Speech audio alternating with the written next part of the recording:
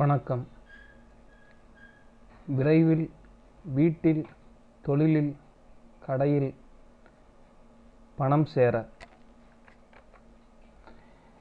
யாரிடமிருந்து பணம் வாங்கினாலும் வலது கையால் கொடுக்க சொல்லி வலது கையால் வாங்கி கொள்ள வேண்டும். நீங்கள் பிறருக்கு கொடுத்தாலும் அப்படியே செய்ய வேண்டும். பணம் எண்ணும்போது புத்தகம் அல்லது தொழில் சம்பந்தமான பைல், புத்தகம், நோட்டுகளை புரட்டும் போதும் எச்சில் தொட்டு எண்ணவோ புரட்டவோ கூடாது. குறிப்பாக ஆன்மீக நூல்களை படிக்கும் பொழுது இதை செய்யவே கூடாது. இது தரித்திரத்தை உண்டாக்கும்.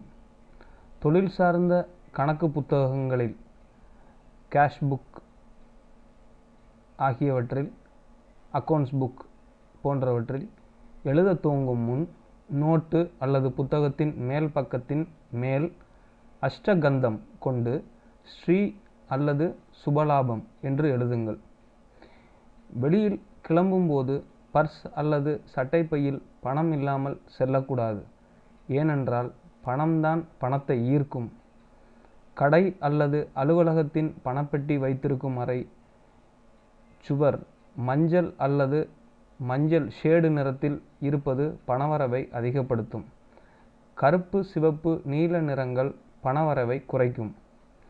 பணப்பெட்டியில் பணம் வைக்கும் பொழுது, வங்கியில் பணம் செலுத்தும் பொழுதும் ஸ்ரீ மகாலட்சுமியை மனதார வணங்குவது பணவரவை அதிகரிக்கும். பணப்பெட்டி அழுக்கு அடையாமல் சுத்தமாக பராமரிக்க வேண்டும். மேற்கொண்டவைகளை செய்யும் பொழுது பணம் தானாக வந்து சேரும். வந்து சேர்ந்த பணம் அதிகப்படியாக சேரத் துவங்கும். நன்றி.